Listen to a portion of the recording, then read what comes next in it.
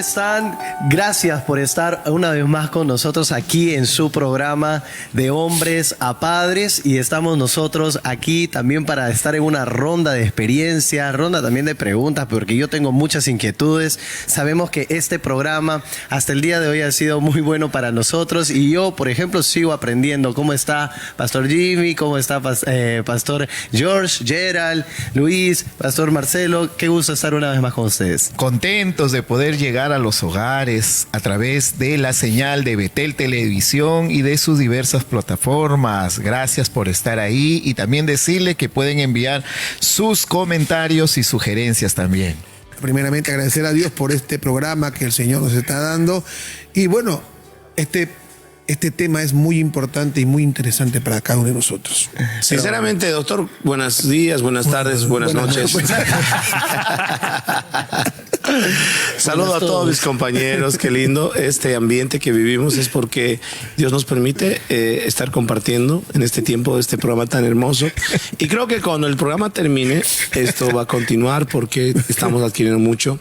Yo tengo presente el libro del doctor, por ejemplo, que espero me pueda llevar. Sé que está complicada la cosa, porque me dijo que se ha acabado ya la primera edición. Y ya vamos a tener que sacar fotocopia de los apuntes o algo, vamos a tener que hacer. Y conocer a Gerald, que también él me ha expresado a qué se dedica, conocer sus hijos, su esposa, nuestro querido Pastor George, que hemos aprendido muchas facetas, desde que le rompieron la luna hasta que era payasito, cosas así. Mi querido Pastor Jimmy, que desde hace un tiempo no lo está escuchando dar de forma muy disimulada sus datos de mi nación. Es que me lo han hecho mucho bullying. Y Josué, que pues un personaje extraordinario entre nosotros, alegra, nos divierte. Me recuerdas a mí hace 20 años. Pero en ese tiempo yo tenía bastante cabello. Ya los años pasaron, estamos aquí. Hoy vamos a hablar, hermanos, sobre la crianza con fortaleza.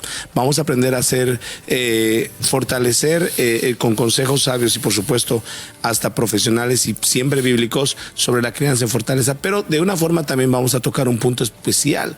¿Cómo puede ser uno cuando ya pues tiene que vivir la situación de que te toca caminar solo cuando ya no está mamá? El caso de la partida de mamá, ser un papá viudo, ¿cómo puedes fortalecer? Porque estamos tocando casos no siempre que nos ha tocado vivir, pero que también queremos identificar con la sociedad presente. No sé si usted conoce alguno, yo sí. Hace 2 meses atrás, un amigo mío, compañero de milicia y un gran hombre de Dios, perdió a su esposa y quedó con 3 hijos. Con 3 hijos, ¿verdad? Entonces, él me llamó a mí y me dijo: quiero que seas el primero en saber que mi esposa partió. Y ahora no sé qué hacer. Aunque él se preparó, aunque él estaba listo, aunque él estaba con todo lo que había podido capacitarse, cuando llegó un momento, él me dijo: no sé qué hacer. Y lo primero que le dije yo: Dios sí sabe, todo va a estar bien. Pero uno ponerse en el lugar de él, que no esté esa mujer, esa persona que te ha ayudado.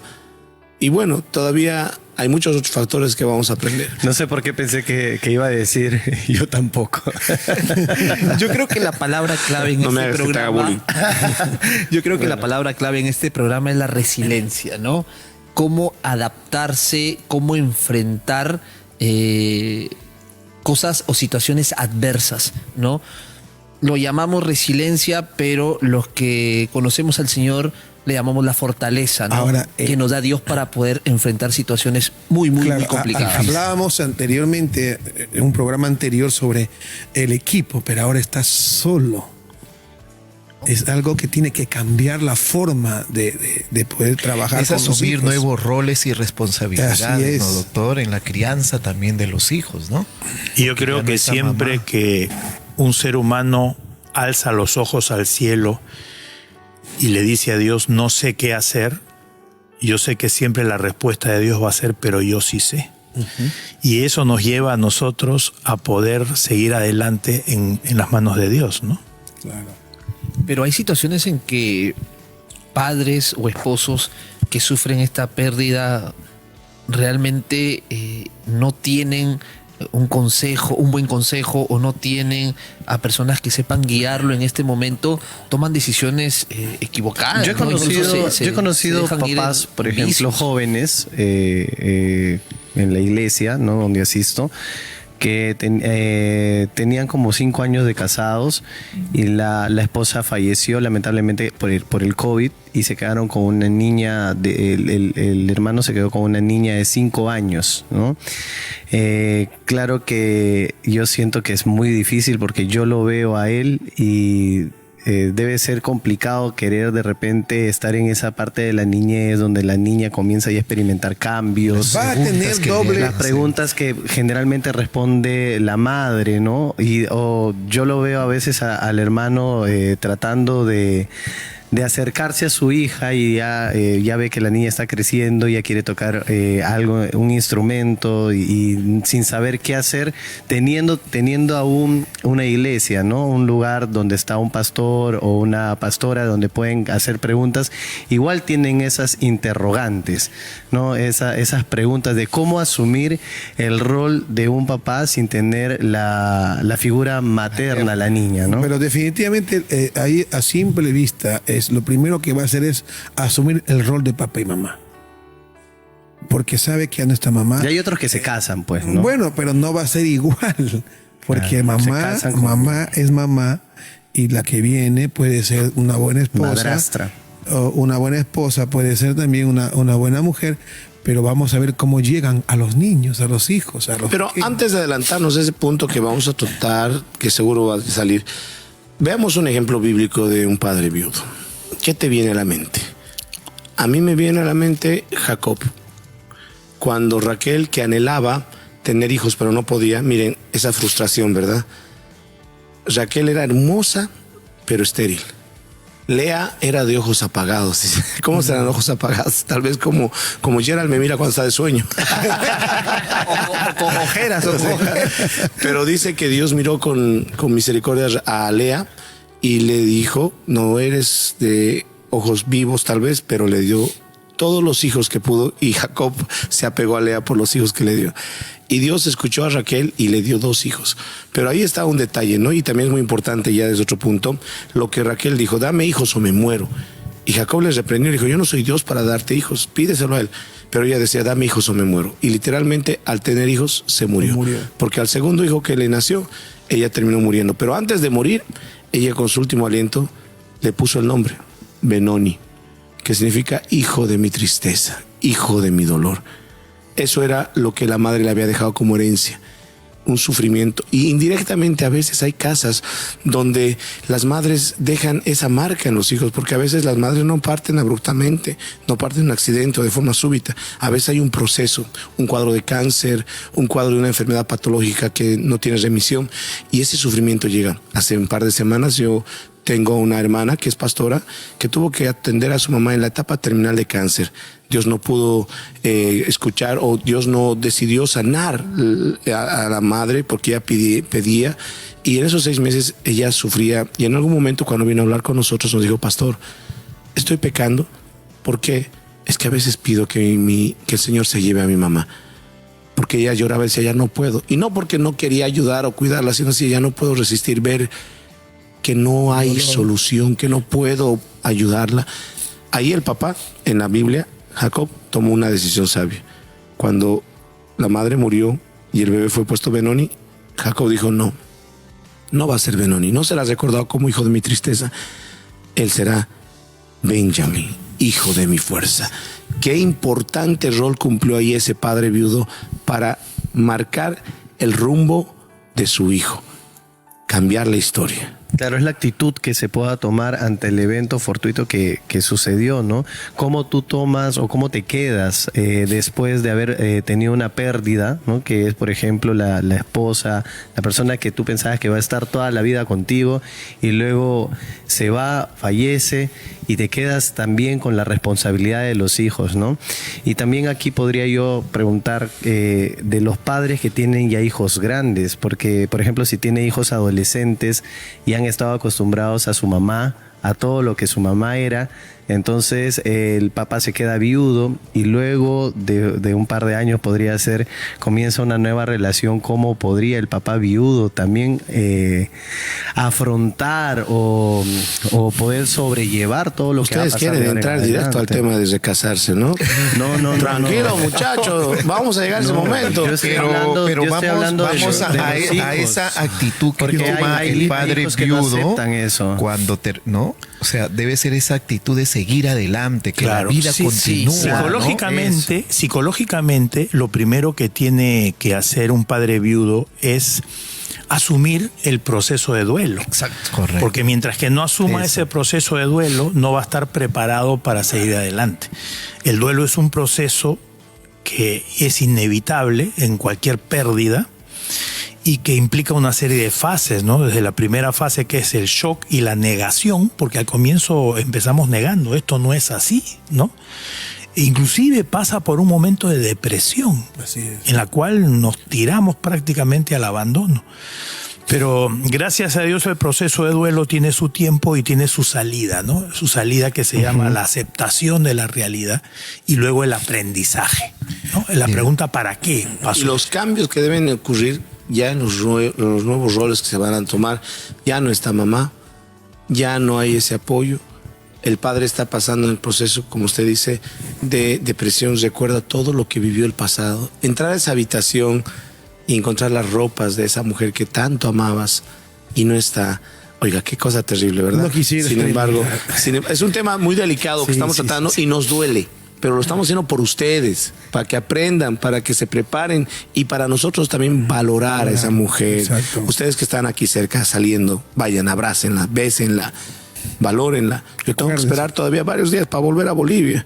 Así es que no me cae mal un abracito al final. Josué, una dosis de oxitocina al pastor. Pero qué importante, doctor, es pedir ayuda, ¿no? Ayuda. O sea, en ese momento, o sea, saber de que me tocó, estoy en esta situación, pero pedir ayuda es muy importante en ese momento. Yo he visto casos, compañeros de milicia que habían perdido a su esposa por un accidente y él era un bebé que estaba dejando en los brazos. Cuando hablaba con él me decía: pastor, ya no tengo fuerzas, yo también quiero irme. Ese es el primer pensamiento que tiene un padre que enviuda. Y eso es normal, doctor. Eso es como se siente, no es porque este pastor o este hermano ya no quiere saber nada de Dios, sino su emoción, sus sentimientos que está teniendo él y que está expresando al amigo. Lo está expresando. Ahora, ¿cómo nosotros podemos, en este caso, apoyar emocionalmente a este compañero o a este viudo? No, y qué difícil también es saber que eres el hombre de la casa, eres la figura paterna, que muchas veces de repente no se muestra débil o no se muestra congojado por situaciones adversas que ocurren en el hogar, pero que los hijos ahora le toca ver a un padre que está triste, que está sufriendo, cómo ser ese apoyo emocional para ellos cuando tú estás cargando con un duelo terrible, doctor. O sea, yo me pongo en el momento y la verdad que...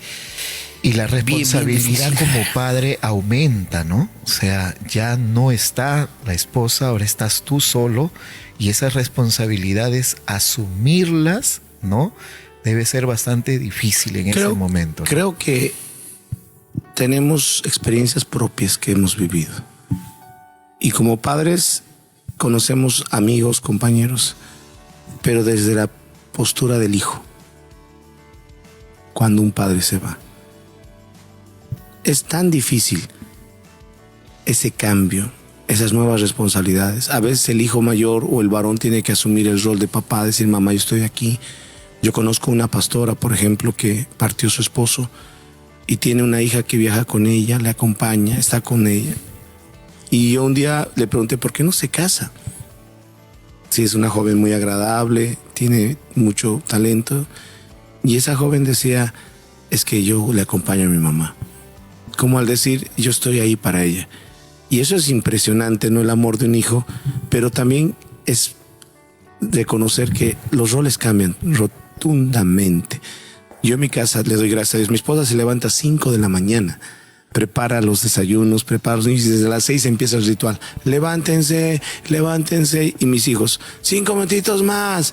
Y yo, otros 5, que sean 10, decimos.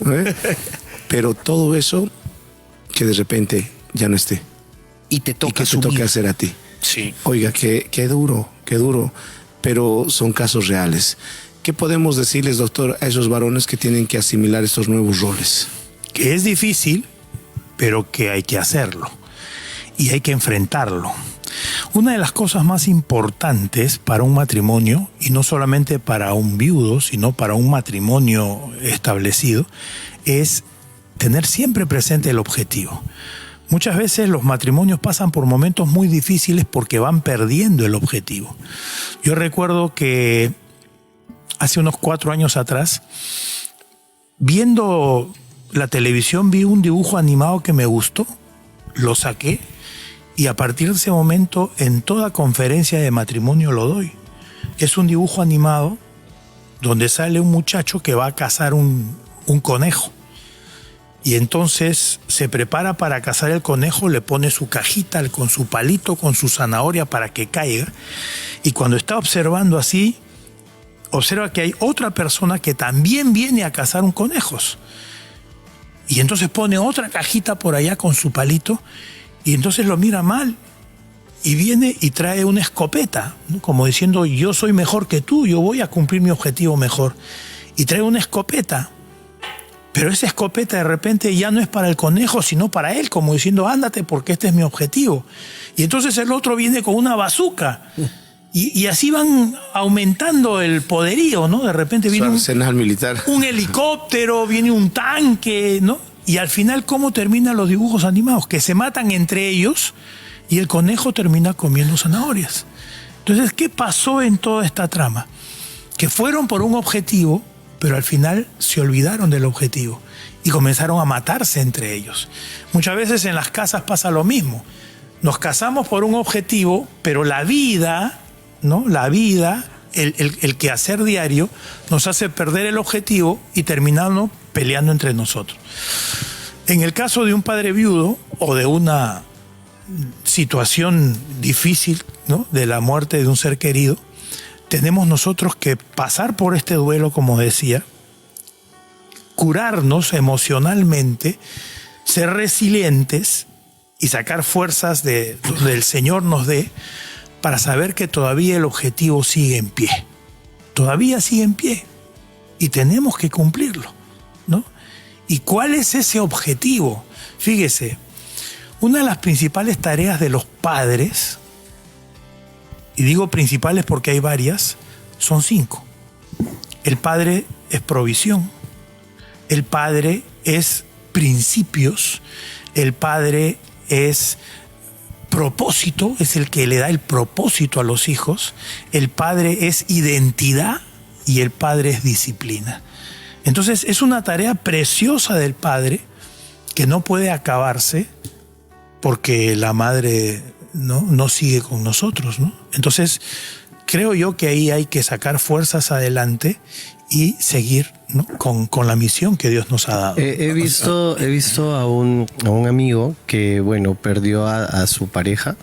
Él ya tenía a sus hijos grandes, a su esposa perdió. Y él nunca habló con sus hijos acerca de la muerte de su esposa, de su mamá. Entonces, al no hablar abiertamente con ellos, él mismo hizo que sus hijos se separen de la familia de su mamá, ¿no? Y ya solamente era la familia del papá y ya no había la familia de la mamá, de la mamá que había fallecido. Entonces, ¿cómo actuar ante ese aspecto? Yo creo que primero debería haber siempre una sinceridad, ¿no? A lo que ha pasado, ser consciente, como usted dijo hace un momento, aceptar la realidad, y esa realidad tiene que ser aceptada también con conciencia, ¿no? Para que ellos tampoco pierdan esa relación, porque yo considero que aquí la familia también es importante, ¿no? En el proceso del duelo que va a pasar, porque este hogar ha perdido a un familiar y ese duelo de repente a algunos les toma un poco menos tiempo que a otros, ¿no? Y estos niños, por ejemplo, ya no tienen ninguna comunicación con con la familia de su primera mamá. Entonces, ¿cómo hacer ahí? ¿Qué aconsejarles en ese caso? Desde un aspecto de repente psicológico, sabiendo que todo va de la mano, ¿no? Con la palabra de Dios. Sí, como decía al comienzo, ¿no? Este proceso de duelo nos da a nosotros las fuerzas. ¿Por qué? Porque nos permite pasar por una serie de etapas para llegar a la aceptación y al aprendizaje. Cuando uno llega a aceptar las cosas, todo su mundo psicológico se transforma. Es totalmente diferente hacer una cosa sin motivo que hacerlo motivado. ¿No es cierto? La motivación, que es algo vital en la vida del ser humano y que viene de dos palabras, motivo para la acción, es la que nos permite a nosotros hacer muchas cosas en la vida, aún sin tener mucha capacitación. Hay gente que se avienta a la tarea y lo hace. Entonces, el problema es de que mucha gente no pasa el proceso del duelo y se estanca en algunos momentos, por ejemplo, en la depresión. Se puede uno estancar y abandonar, ¿no? O se puede estancar uno, por ejemplo, en la negación, como tú le decías, no le dijo nada a su familia, ¿no? Y ahí nos quedamos en la negación, sin saber que aceptar, ¿no? La verdad nos hace libres, ¿no? Para poder seguir adelante. O sea, aceptar la realidad es muy importante en un padre que enviuda, porque es algo que no esperaba este suceso, ¿no? Pero también tiene que gestionar él sus emociones para poder controlar y pero también no la resiliencia a sus hijos. Trae problemas, ¿no, doctor? Porque hay mucha gente, por ejemplo, la familia de ella, ¿no? O sea, siempre ha querido ayudar, ¿no? Estar ahí con ellos. Y al no aceptar pero esa ayuda, él los separaba a los niños. Al no aceptar, yo pienso que esos niños han sufrido, ¿no? Claro, han sufrido. Esa decisión la tomó también en una forma es que cuando uno tiene el caso de perder algo que amas, muchas veces tienden a hacer una muralla o encerrarse por riesgo a perder otros. Entonces están en una etapa de sobreprotección. Hasta la defensiva. Claro, pero esto tampoco no ha sido un acto fortuito. Tiene que haber habido antecedentes de la familia. Algo ha habido con la familia para que se aparte. Pues la otra parte de la historia que tal vez no te han contado. Claro, que no, uno no ve, ¿no? Tiene que haber algo. Porque más bien, donde más consuelo encuentras en la familia, donde más consuelo encuentras, por ejemplo, el caso que les compartí a mi amigo que perdió a su esposa, quien le ayuda con los niños es su suegra. Claro. Su suegra es la que los cuida, sus hermanas de su esposa son las que le llevan a los niños a pasear, a divertirse. Y él generalmente la familia es la que apoya. Claro, pero si uno se aleja de la familia es que ha habido algo. Bueno, ya que tanto insisten y estaban con ese deseo de entrar a ese punto, ¿qué pasa cuando el padre decide tomar el paso de rehacer nuevamente el hogar pensando en una esposa? Y me hicieron esta pregunta varias mujeres porque hay un caso continuo de viudez de los varones y en la iglesia pues no es la excepción. Y algunas hermanas, mujeres y aún pastoras me dijeron: pastor, ¿usted qué recomienda cuando una persona enviuda? ¿Cuánto tiempo debe esperar para volver a casarse? Porque hay algunos que enviudan y a la semana parece que ya están con la esposa. Entonces, ¿cuánto es el tiempo correcto? Usted desde la precisión psicológica, yo le voy a dar mi concepto desde la precisión bíblica y cada uno de ustedes también aporte a este punto.